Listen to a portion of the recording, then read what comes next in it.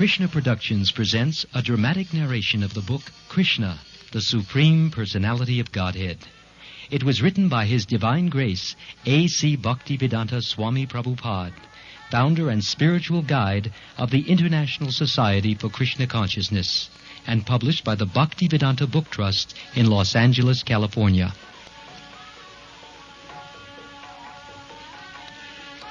Since time immemorial, yogis, sages, and mystics have forsaken the pleasures of the ordinary world and gone to secluded places to meditate, eager to attain even a momentary vision of the Supreme Lord, Sri Krishna. About 5,000 years ago, Lord Krishna descended from the transcendental world to reveal on earth His eternal spiritual activities or pastimes. The great sage Srila Krishna Dvaipayan Vyasadeva carefully recorded those pastimes in Sanskrit in the ancient Vedic scripture, the Srimad Bhagavatam, which means the beautiful story of the personality of Godhead. This Krishna book is a summary study of the 10th canto or section of the Bhagavatam. It is considered the most confidential of all the 12 cantos it contains, because the 10th canto describes many divine pastimes of Sri Krishna. These stories are so fascinating and relishable that they automatically lure the listener from the mundane and commonplace and beckon us to participate in a miraculous journey to the transcendental realm, beyond time and space, where everyone and everything lives in the light of Krishna, the ultimate object of knowledge and the supreme goal of life.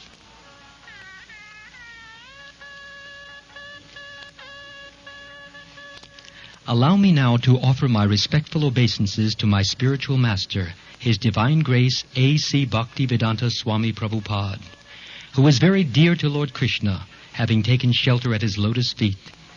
He is kindly preaching the message of Lord Chaitanya Mahaprabhu and delivering the whole world, which is filled with impersonalism and voidism. Taking refuge at his lotus feet, thanking him for this rare privilege of serving His Divine Grace, the devotees of God everywhere, and the Supreme Lord Himself, and begging Him for His priceless blessings, I, Amala Bhaktadas, begin the narration of Krishna, the Supreme Personality of Godhead.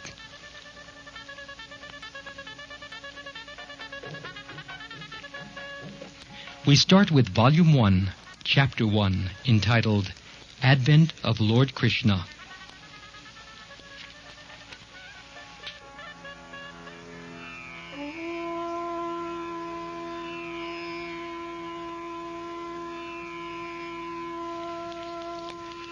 Once the world was overburdened by the unnecessary defense force of different kings, who were actually demons, but were posing themselves as the royal order. At that time, the whole world became perturbed, and the predominating deity of this earth, known as Bhumi, went to see Lord Brahma to tell of her calamities due to the demoniac kings. Bhumi assumed the shape of a cow and presented herself before Lord Brahma with tears in her eyes. She was bereaved and was weeping, just to invoke the Lord's compassion. She related the calamitous position of the earth, and after hearing this, Lord Brahma became much aggrieved, and he at once started for the ocean of milk, where Lord Vishnu resides. Lord Brahma was accompanied by all the demigods, headed by Lord Shiva, and Bhumi also followed. Arriving on the shore of the milk ocean, Lord Brahma began to pacify Lord Vishnu, who formerly saved the earthly planet by assuming the transcendental form of a boar.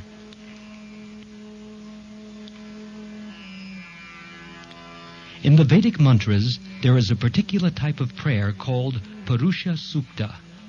Generally, the demigods offer their obeisances unto Vishnu, the Supreme Personality of Godhead, by chanting the Purusha Sukta.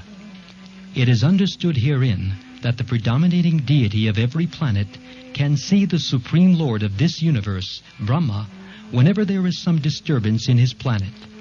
And Brahma can approach the Supreme Lord, Vishnu, not by seeing him directly, but by standing on the shore of the ocean of milk. There is a planet within this universe called Shvetadvip, and on that planet there is an ocean of milk.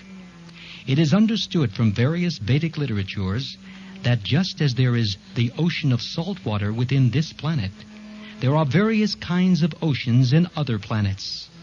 Somewhere there is an ocean of milk, somewhere there is an ocean of oil, and somewhere an ocean of liquor, and many other types of oceans.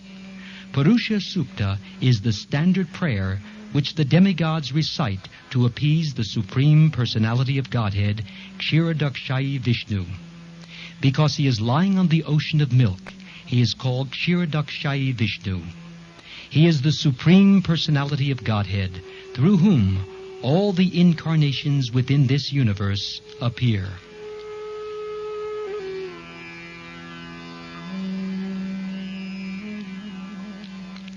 After all the demigods offered the Purusha Sukta prayer to the Supreme Personality of Godhead, they apparently heard no response. Then Lord Brahma personally sat in meditation, and there was a message transmission from Lord Vishnu to Brahma. Brahma then broadcast the message to the demigods. That is the system of receiving Vedic knowledge. The Vedic knowledge is received first by Brahma from the Supreme Personality of Godhead through the medium of the heart. As stated in the beginning of Srimad Bhagavatam, Tene Brahma Hirda, the transcendental knowledge of the Vedas was transmitted to Lord Brahma through the heart. Here also, in the same way, only Brahma could understand the message transmitted by Lord Vishnu, and he broadcast it to the demigods for their immediate action. The message was, the Supreme Personality of Godhead will appear on the earth very soon, along with his supreme powerful potencies. And as long as he remains on the earth planet to execute his mission of annihilating the demons and establishing the devotees, the demigods should also remain there to assist him. They should all immediately take birth in the family of the Yadu dynasty, wherein the Lord will also appear in due course of time.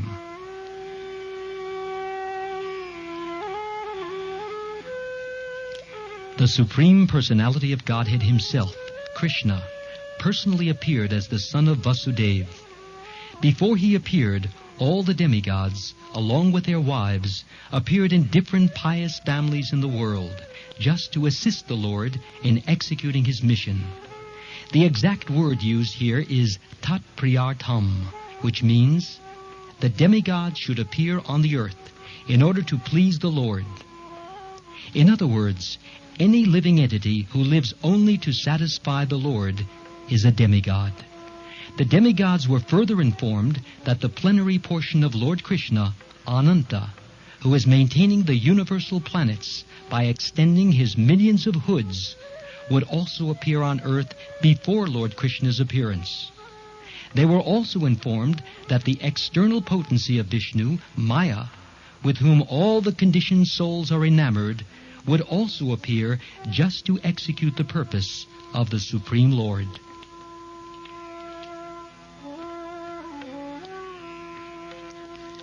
After instructing and pacifying all the demigods, as well as Bhumi, with sweet words, Lord Brahma, the father of all the Prajapatis or progenitors of universal population, departed for his own abode, the highest material planet called Brahmaloka. The leader of the Yadu dynasty, King Shurasen, was ruling over the country known as Mathura, the district of Mathura, as well as the district known as Shurasen. On account of the rule of King Shurasen, Mathura became the capital city of all the kings of the Yadus. Mathura was also made the capital of the kings of the Yadu dynasty, because the Yadus were a very pious family, and knew that Mathura is the place where Lord Sri Krishna lives eternally, just as he also lives in Dwarka.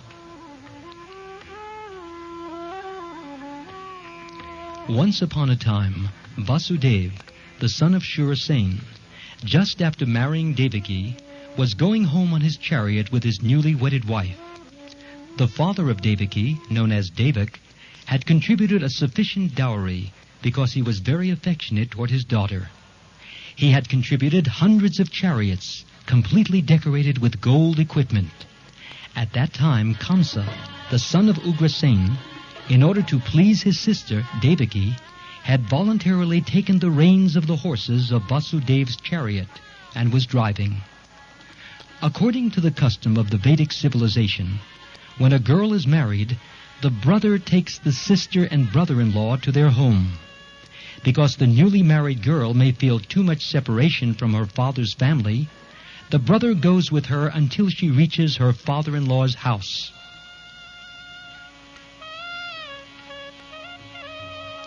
The full dowry contributed by Devak was as follows: 400 elephants fully decorated with golden garlands, 15,000 decorated horses, and 1,800 chariots. He also arranged for 200 beautiful girls to follow his daughter.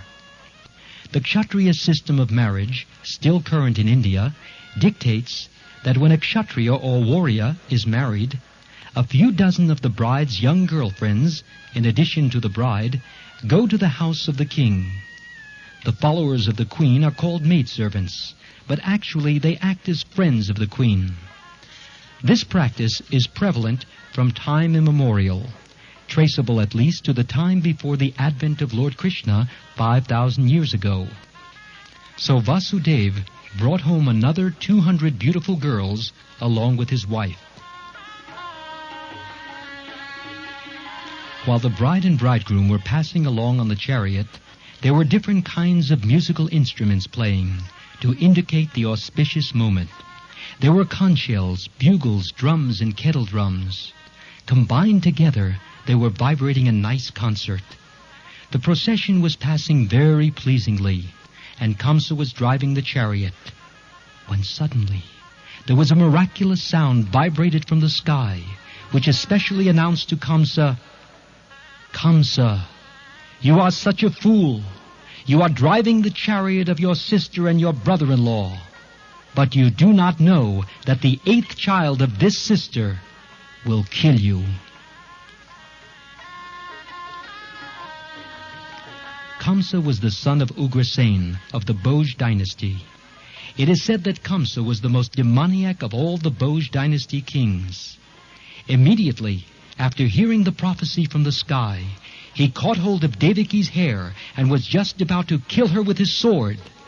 Vasudeva was astonished at Kamsa's behavior, and in order to pacify the cruel, shameless brother-in-law, he began to speak as follows, with great reason and evidence. He said, "My dear brother-in-law Kamsa, you are the most famous king of the Boj dynasty, and people know that you are the greatest warrior and a valiant king. How is it that you are so infuriated that you are prepared to kill a woman who is your own sister at this auspicious time of her marriage? Why should you be so much afraid of death? Death is already born along with your birth. From the very day you took your birth, you began to die. Suppose you are 25 years old. That means you have already died 25 years. Every moment, every second you are dying. Why then should you be so much afraid of death? Final death is inevitable. You may die either today or in 100 years. You cannot avoid death.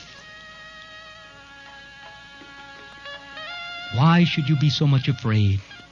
Actually, death means annihilation of the present body. As soon as the present body stops functioning and mixes with the 5 elements of material nature, the living entity within the body accepts another body according to his present action and reaction. It is just as when a man walks on the street. He puts forward his foot, and when he is confident that his foot is situated on sound ground, he lifts the other foot. In this way, one after another, the bodies change and the soul transmigrates. See how the plant worms change from one twig to another so carefully. Similarly, the living entity changes his body as soon as the higher authorities decide on his next body. As soon as a living entity is conditioned within this material world, he must take material bodies, one after another. His next particular body is offered by the laws of nature according to the actions and reactions of this life.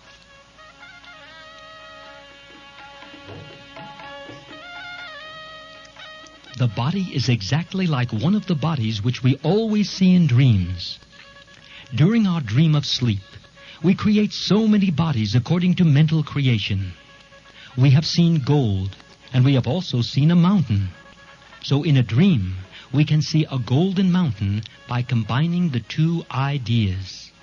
Sometimes in dreams we see that we have a body which is flying in the sky, and at that time we completely forget our present body. Similarly, these bodies are changing. When you have one body, you forget the past body. During a dream, we may make contact with so many new kinds of bodies, but when we are awake, we forget them all. And actually, these material bodies are the creations of our mental activities. But at the present moment, we do not recollect our past bodies. The nature of the mind is flickering. Sometimes it accepts something, and immediately it rejects the same thing. Accepting and rejecting is the process of the mind in contact with the 5 objects of sense gratification: form, taste, smell, sound, and touch. In its speculative way, the mind comes in touch with the objects of sense gratification. And when the living entity desires a particular type of body, he gets it. Therefore, the body is an offering by the laws of material nature. The living entity accepts a body and comes out again into the material world to enjoy or suffer according to the construction of the body. Unless we have a particular type of body, we cannot enjoy or suffer according to our mental proclivities inherited from the previous life. The particular type of body is actually offered to us according to our mental condition at the time of death.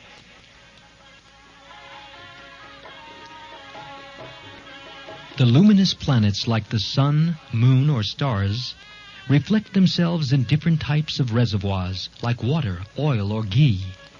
The reflection moves according to the movement of the reservoir. The reflection of the moon is on the water, and the moving water makes the moon also appear to be moving. But actually, the moon is not moving. Similarly, by mental concoction, the living entity attains different kinds of bodies, although actually he has no connection with such bodies. But on account of illusion, being enchanted by the influence of Maya, the living entity thinks that he belongs to a particular type of body. That is the way of conditioned life. Suppose a living entity is now in a human form of body. He thinks that he belongs to the human community or to a particular country or particular place. He identifies himself in that way and unnecessarily prepares for another body, which is not required by him. Such desires and mental concoctions are the cause of different types of body. The covering influence of material nature is so strong that the living entity is satisfied in whatever body he gets, and he identifies with that body with great pleasure. Therefore, I beg to request you not to be overwhelmed by the dictation of your mind and body.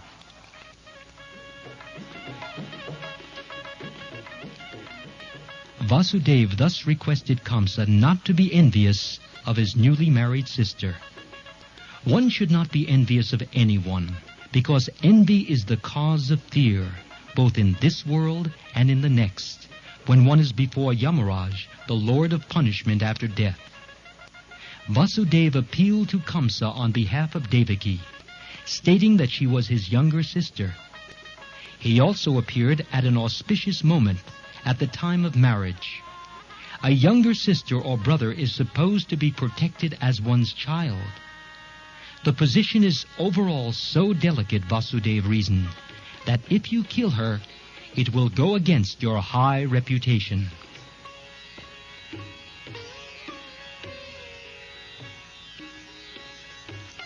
Vasudeva tried to pacify Kamsa by good instruction, as well as by philosophical discrimination. But Kamsa was not to be pacified, because his association was demoniac. Because of his demoniac associations, he was always a demon, although born of a very high royal family. A demon never cares for any good instruction. He is just like a determined thief. One can give him moral instruction, but it will not be effective. Similarly, those who are demoniac or atheistic by nature can hardly assimilate any good instruction, however authorized it may be. That is the difference between demigod and demon. Those who can accept good instruction and try to live their lives in that way are called demigods. And those who are unable to take such good instruction are called demons. Failing in his attempt to pacify Kamsa, Vasudeva wondered how he would protect his wife Devaki. When there is imminent danger, an intelligent person should try to avoid the dangerous position as far as possible. But if, in spite of endeavoring by all intelligence, one fails to avoid the dangerous position, there is no fault on his part. One should try his best to execute his duties, but if the attempt fails, he is not at fault.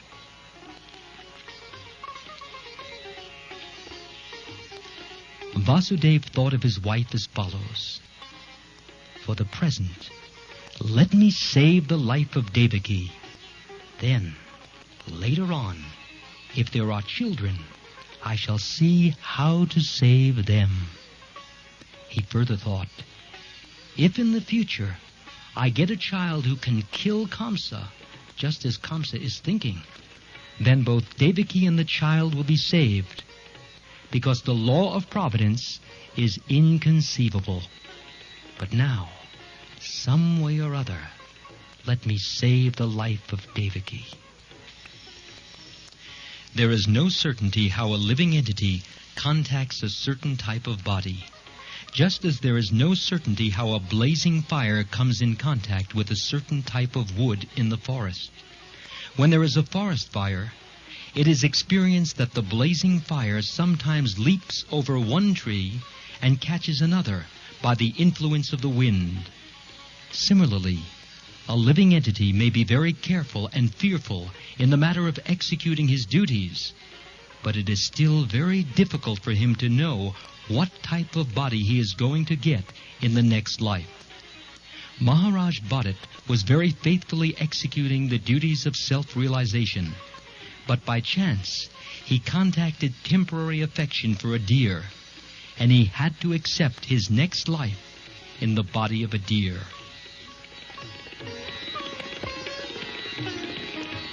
Vasudeva, after deliberating on how to save his wife, began to speak to Kamsa with great respect, although Kamsa was the most sinful man. Sometimes it happens that a most virtuous person like Vasudeva has to flatter a person like Kamsa, a most vicious person. That is the way of all diplomatic transactions. Although Vasudeva was deeply aggrieved, he presented himself outwardly as cheerful. He addressed the shameless Kamsa in that way because he was so atrocious. Vasudeva then said to Kamsa, "My dear brother-in-law, please consider that you have no danger from your sister. You are awaiting some danger because you have heard a prophetic voice in the sky. But the danger is to come from the sons of your sister, who are not present now. And who knows, there may or may not be sons in the future. Considering all this, you are safe for the present, nor is there cause of fear from your sister. If there are any sons born of her, I promise that I shall present all of them to you for necessary action." Kamsa knew the value of Vasudeva's word of honor, and he was convinced by his argument. For the time being, he desisted from the heinous killing of his sister. Thus Vasudeva was pleased and praised the decision of Kamsa. In this way, he returned to his home.